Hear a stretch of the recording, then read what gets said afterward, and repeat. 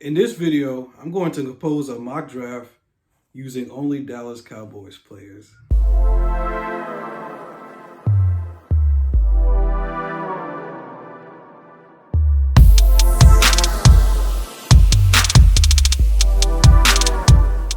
What's going on, everybody? This is your boy Will Kotcher with another episode of the Sports Bench, the program where you get relaxed and get informed.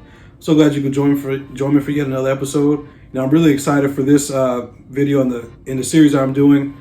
I'm doing the 2020 NFL mock draft for each of the NFL franchises, using only their all-time great players and noteworthy contributors.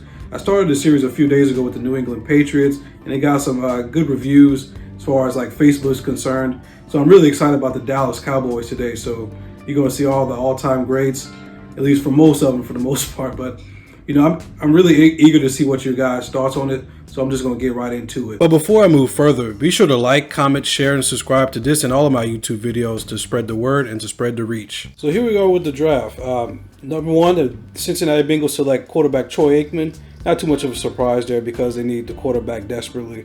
Number two, DeMarcus Ware goes to the Washington Redskins. Number three, cornerback Mel Renfro.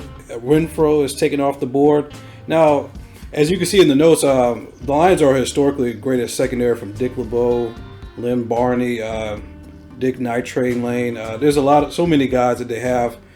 So it's not a surprise that the Lions will take a cornerback here. Now, either drafting Deion Sanders will work too, but gave Renfro the slight edge because of his extended time with the Cowboys. But like I said, Deion could work there as well. The New York Giants select Tyron Smith as an offensive tackle, and Tony Romo rounds out the top five, going to the Miami Dolphins. Number six, Roger Staubach goes to Los Angeles Chargers. Deion finally gets taken off the board at Carolina for number seven. The Cardinals take Rayfield Wright as an offensive tackle. The Jaguars go with Leroy Jordan, and to round out the top 10, Eric Williams goes to the Cleveland Browns.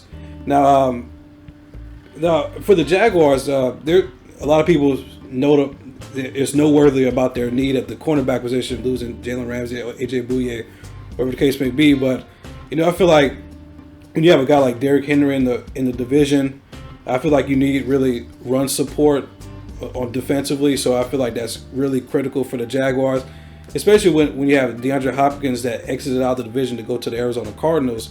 You don't have to worry about the passing game too much like he used to. So I feel like it will behoove the Jaguars to go with the linebacker at that spot.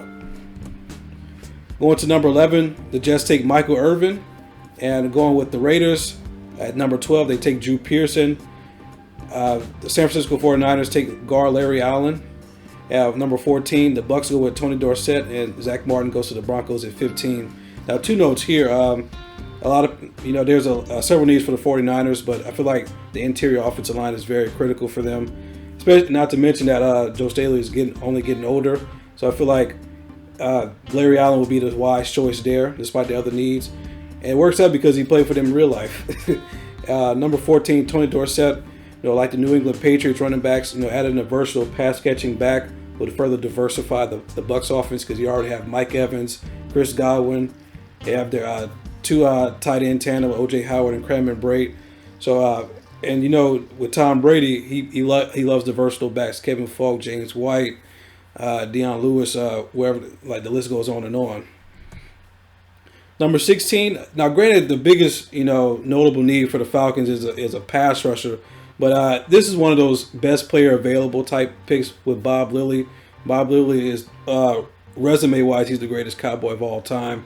So they really need an impact defensive player regardless of the position, but especially on that defensive line. So I feel like Bob Lilly, they can't go wrong there. And luckily for the Cowboys at 17, Travis Frederick does not retire, but that lets you know this is basically a fantasy draft. But he stays in the league in this draft, because when you lose a guy of that magnitude, they really I feel like they need to really address that position sooner rather than later. I know they have guys on the roster that they trust in right now, and of course a lot of people say they still need depth at cornerback, which they do. But I feel like Travis Frederick, is the best choice here for this fantasy draft, especially when you look at their history. The Cowboys are historically at their best running the football, and they need that strong offensive line just to set the tone offensively to dominate the defensive front. 18, Emmitt Smith goes to the Dolphins. The Raiders take Cornell Green. At 19 and 20, the Jacksonville Jaguars address their cornerback need with Everson Walls. At 21, Des Bryant goes to Philly. 22, the Vikings select Randy White.